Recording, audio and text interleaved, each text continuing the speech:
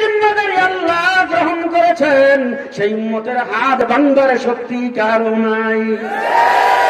উম্মতকে পৃথিবীর থেকে বিদায় করার শক্তি কারো নাই। ঠিক না ঠিক? জিম্মাদারি কার? আল্লাহ। জোরে আল্লাহ। জিম্মাদারি যেহেতু আল্লাহ গ্রহণ করেছেন, বাড়তেছে না কমতেছে? 1971 সালে যখন দেশ স্বাধীন হয়েছে তখন আমাদের বাংলাদেশে হাফেজের সংখ্যা ছিল 5,000, এখন মোটামুটি 7-5 না।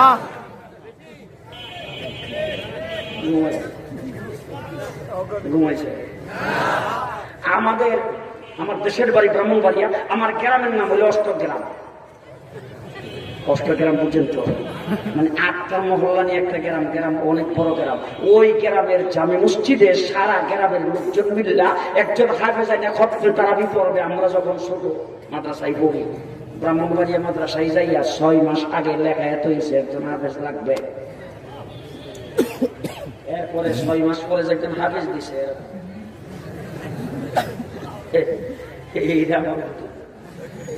শুধু বাচ্চা হাফেজ, এর পেছনে অনেকে কিন করে নামাজ পড়ে। আর এখন আমাদের গ্রামে হাফেজের সংখ্যা 500-র উপরে।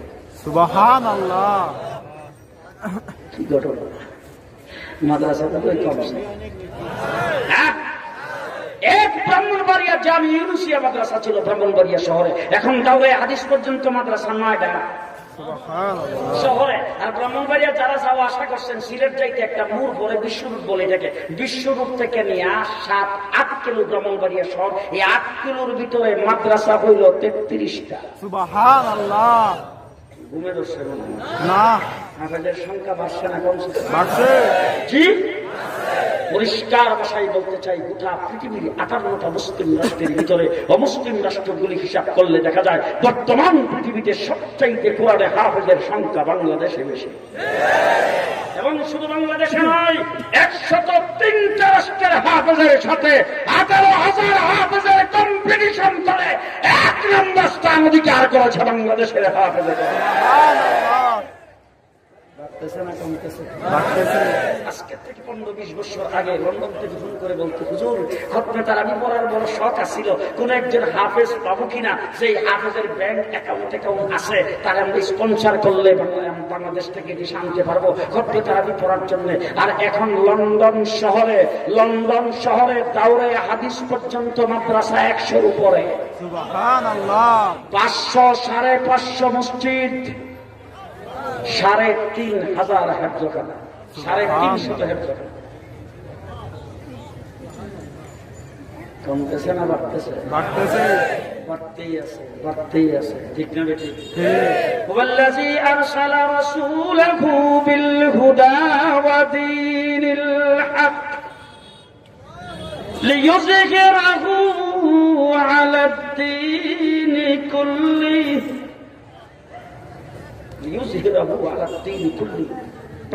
সামনের দিকে সমস্ত পৃথিবী এমন একদিন আসবে যেদিন একজন ইহুদি, খ্রিস্টান, হিন্দু, বৌদ্ধ খুঁজে পাওয়া যাবে না, নাস্তিক আর মুরতাদ খুঁজে পাওয়া যাবে না। গোটা পৃথিবীর আসমানের নিচে জমিনের উপরে সবাই হবে মুসলমান। সুবহানাল্লাহ। আল্লাহ আল্লাহর জিম্মাদারি, সুতরাং জিম্মাদারি গ্রহণ করেছেন আল্লাহ। ঠিক কিনা কন? এখন দেখবেন আমাদের দেশের অনেক লোকজন আছে, কি সুন্দর ওয়াজ জানি, আমরা কি ওয়াজ জানি, এর থেকে ভালো ওয়াজ তো এরা জানে। বক্তি দিয়ে তারাই বলে ইসলামের হেফাজত করবেন আল্লাহ, মৌলবীরা কি লেগে হেফাজত ইসলাম করো, ইসলামের হেফাজত করবেন আল্লাহ, মৌলবীরা কি লেগে আমার নামে এরা কি জন্য স্লোগান দেয়? আরে বাবা, ইসলামের হেফাজত করবেন আল্লাহ, তাইলে আল্লাহর নবী কি জন্য বৃষ্টির জন্য দোয়া করলো মসজিদ নবীতে বৈশা, আর সাহায্যের জন্য দোয়া করলো বদরের মাঠে যাইয়া?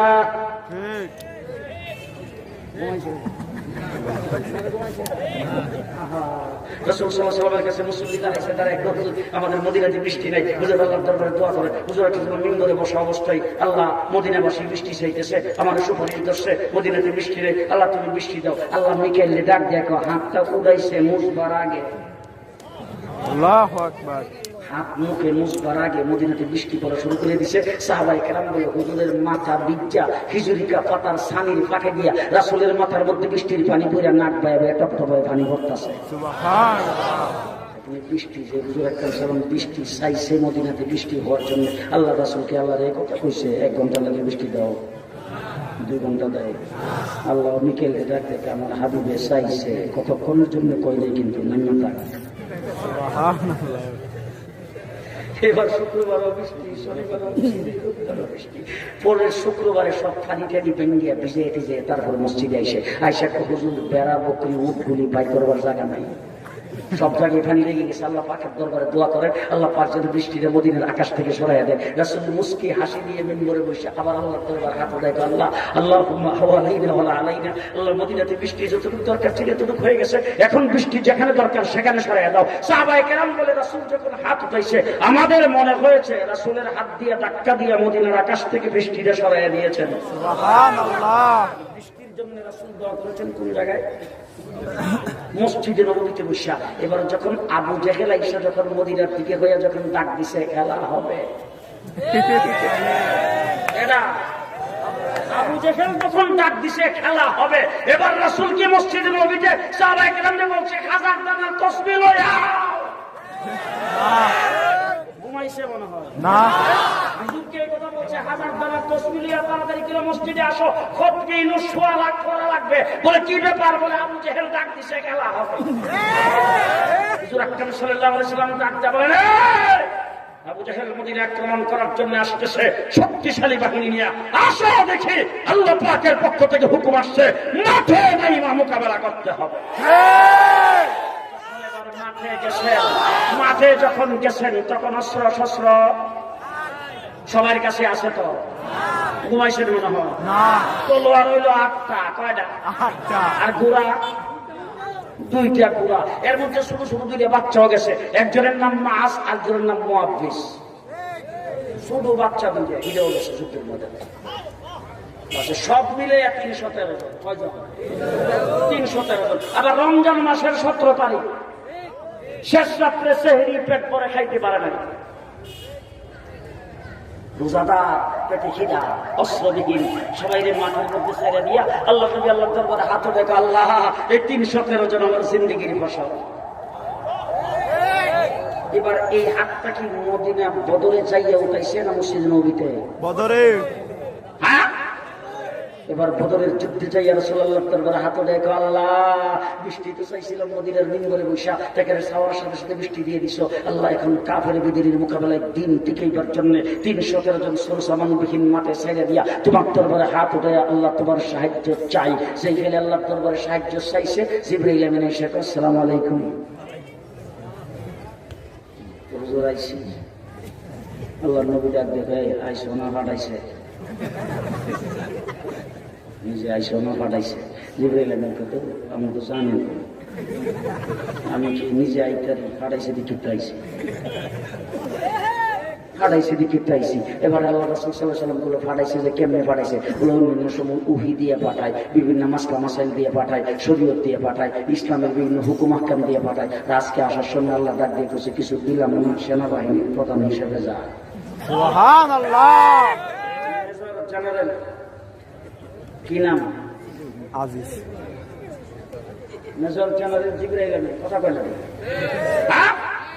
আইছে বলে হুজুর আইছি। আর আসার সময় আল্লাহ বইলা দিছে সাথে সেনাবাহিনী নিয়ে যাইবে। 3000 সাথে আছে। কয় হাজার?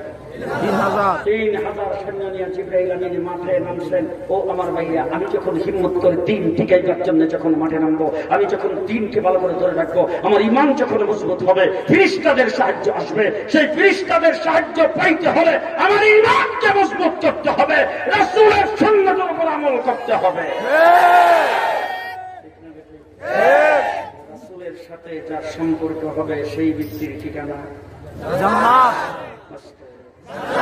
कि मोहम्मद से वफा तूने तू हम तेरे है ये जहां चीज है किया लौह कलम तेरे है।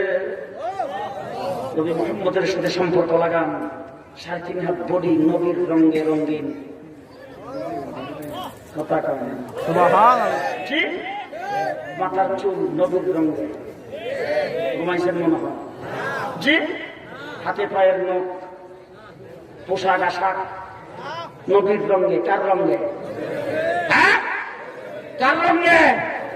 এখন দেখবেন সিলুনের মধ্যে কিন্তু ক্যাটালগ আছে, যাই এটা করে ক্যাটালগ ক্যাটালগের মধ্যে বুদ্ধ শামসুল ফরিদপুরের ছবি আছে, আব্দুল মান্নান সাহেব, হ্যাঁ, মুফতি আব্দুল কাদের সাহেব, কারটা আছে, ডোনাল্ডো, সালমান শাহ, ব্রাজিল আর আর্জেন্টিনা ঘুমে ধরছে মনে যে ওই তোমার মাথার চুল কাটবা ব্রাজিল আর আর্জেন্টিনার মতো, আর তুমি ডোনাল্ডো আর সালমান শাহর মতো মাথার চুল কাটবা, তুমি পোশাক পরবা ব্রাজিল আর আর্জেন্টিনার খেলোয়াড়দের তাদের পতাকার রঙে, আর তোমার হাসর হবে জামসুল ফরিদপুরের সাথে, তোমার হাসর হবে নবীর সাথে। তা হতে পারে না, তোমার হাসর হবে ব্রাজিল আর আর্জেন্টিনা। এই জন্য আমরা নবীর সাথে জান্নাতে যাইতে চাই। নবী সুপারিশ করার জন্য প্রস্তুত। কতটুকু প্রস্তুত? জিবরাইল আমিন রাসূল সাল্লাল্লাহু আলাইহি ওয়াসাল্লাম হাদিসের পাকে বলেছেন, সর্বপ্রথম হাসরের ময়দানে জিবরাইল আমিন হুজুর আকরাম সাল্লাল্লাহু আলাইহি ওয়াসাল্লামের কবরের মধ্যে, তার রওজার মধ্যে পাকা মারবেন, সেখান থেকে রাসূল উঠবে প্রথম। সুবহানাল্লাহ। হাসরের মাঠ খালি, রাসূল উঠতে দেখবেন পুরো মাঠটা খালি। আল্লাহ রাসূল সাল্লাল্লাহু আলাইহি ওয়াসাল্লাম হাদিসের মধ্যে বলেছেন, হুজুর কাঁদতে উঠবেন, চোখ বা গাল দেবে পানি ঝরতে থাকবে। এবং সময় যখন হাসরের মাঠ খালি দেখবেন, রাসূল চিৎকার করে বলবেন, জিবরাইল, আমার উম্মত কোথায়? তারা কি জাহান্নামে চলে গেছে? আল্লাহু আকবার। হাসরের ময়দানে সমস্ত নবীরা বলবেন, নাফসি নাফসি, আমার নবী বলবেন, উম্মতি উম্মতি। কোরআন শরীফের আয়াত নাযিল হয়েছে সূরা ওয়াদ-দুহা,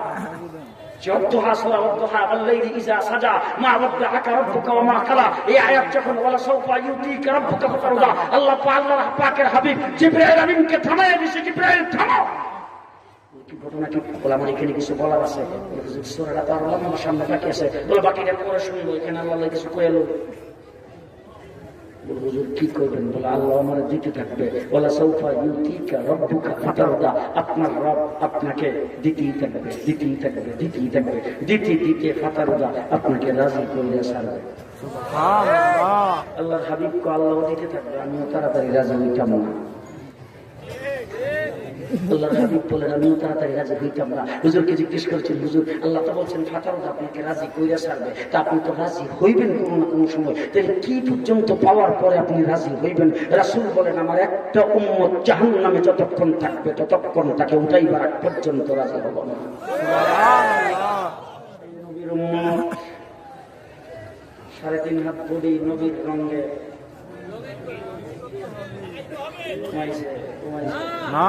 যে ও আমার ভাইরা, নিজের দোকান, নিজের ঘর, নিজের ব্যবসা প্রতিষ্ঠান, নিজের চলাফেরা, নিজের যাবতীয় সবকিছু নবীর রঙে রঙিন করেন, নবীর সাথে সম্পর্ক লাগান, যদি জান্নাতে যাইতে চান।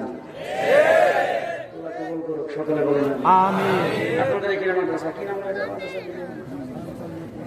হ্যাঁ, বাসানচর নতুন বাজার ইমামউদ্দিন খান ইতিমখানা মাদ্রাসা। আমাদের দেশে অনেক লোকজন করে, আমরা বড় মানুষের কাছে সন্ধান নিয়ে ঠিক করি, লক্ষ লক্ষ ইতিম আমরাই পাই। আমাদের মাদ্রাসা কিন্তু বইটা সুখ ডাকাত তৈরি হয় না, এখানে শামসুল ফরিদপুরি তৈরি হয়, এখানে হাবিব হুজুর তৈরি হয়। শামসুল ফরিদপুরি রহমাতুল্লাহ চিনেন? নাম শুনছেন? কি শুনছেন?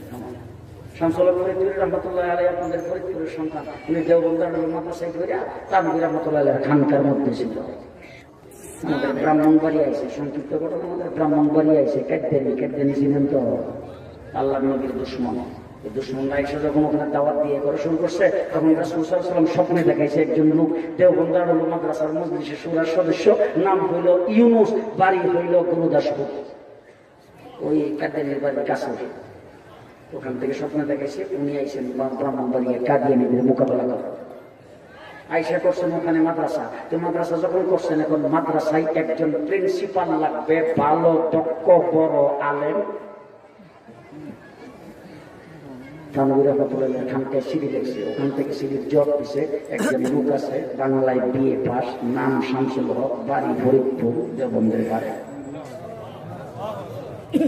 এই শামসুল ফরিদপুরি রহমতুল্লাহ হাবিব হুজুর তুইজি হুজুরকে নিয়ে ব্রাহ্মণবাড়িয়া জামিয়া ইউনিভার্সিটি আসছেন। ওখানে 4 বছর ছিলেন। ওখান থেকে ঢাকা আইসা জিঞ্জিরা জুমার মসজিদের ইমাম হয়েছেন শামসুল ফরিদপুরি রহমতুল্লাহ আলাইহি। গোটা ঢাকাতে কোনো মাদ্রাসা নাই, সর্বপ্রথম বড়কাটারা মাদ্রাসা শামসুল ফরিদপুরি রহমতুল্লাহ আলাইহি করেন। এই বড়কাটারা হইল গোড়া।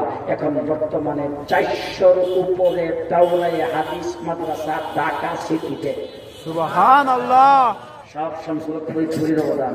ঠিক ঘুমাইছেন মনে হয় না? যে শামসুল ফরিদপুরি ইউনিভার্সিটি থেকে তৈরি হয়নি, মাদ্রাসা থেকে। কোথেকে? হাবিব হুজুর থেকে তৈরি হয়েছে, মাদ্রাসা থেকে তৈরি হয়েছে। আর এই মাদ্রাসা আমি যদি এখন বলি, আমার হয়তো সান্দাদার কথা শুনলে আপনাদের কাছে খারাপ লাগবে, কিন্তু আমার নবী মুহাম্মদুর রাসূলুল্লাহ সাল্লাল্লাহু আলাইহি ওয়াসাল্লাম হিজরত করে মদিনায় যাওয়ার পরে সর্বপ্রথম মসজিদে নবী করেছেন সান্দা করে। আমার নবী রাহমাতুল্লাহ আলাইহি মসজিদে নবী বানাইছেন কি দিয়া? সান্দা করে। যুদ্ধের ময়দানে যাবেন সেখানে সান্দা করে, যে কোনো কিছু লাগবে সেখানে সান্দা করে। আর আসহাবে সুফফা মাদ্রাসা সান্দা করে, বোর্ডিং চালাইতো সান্দা করে। চাঁদা ওখান থেকে আসছে, আমার নবীর থেকে চাঁদা আসছে। সাহাবায়ে কেরাম চাঁদা করেছেন। আরে চাঁদা করে মসজিদ চাউলের মাধ্যমে হাজারি মাদ্রাসা প্রতিষ্ঠা হয়েছে। আমার ভাইরা, আমরা দেখছি আমার ঢাকা শহরের পূর্ব দিকে গেলে ওখানে একটা পূর্বাচল এলাকা আছে, 300 ফিট রাস্তা। সেখানে গেলে দেখবেন আপনি বিশাল বড় বড় signboard, Canadian city, American city, লন্ডনী সিটি। এটা আবার রেডিও, টেলিভিশনে, ফেসবুকে বিভিন্ন জায়গায় অ্যাডভার্টাইজটা কি 1 লক্ষ টাকা দিয়া বুকিং দিলে টেলিভিশন ফ্রি। এরপর আবার লেখা থাকে নিচ দিয়া আগামী 3 বছর পরে রেডি ফ্ল্যাটের মালিক হবেন। এখন আমি আপনাদের যেটা বলবো সেটা হলো জান্নাতে ফলকের মালিক হইবে। পূর্বচলে ফলক না জান্নাত? জান্নাতের ফলক সবাই নিতে চাইতো ইনশাআল্লাহ। যে এই যে আমাদের, আমি আসলে এইসব কিছু করি না, আর আসলে সান্দার ওয়াজ আমি জানি। এই জন্য এখন আপনারা যারা এখানে বসছেন এই মাদ্রাসাটা কিন্তু আমি ঢাকার থেকে এসে করে দেবো না, আপনাদেরই করতে হবে, আপনাদের দ্বারা আল্লাহ করা। ঠিক কিনা ধরে এখন?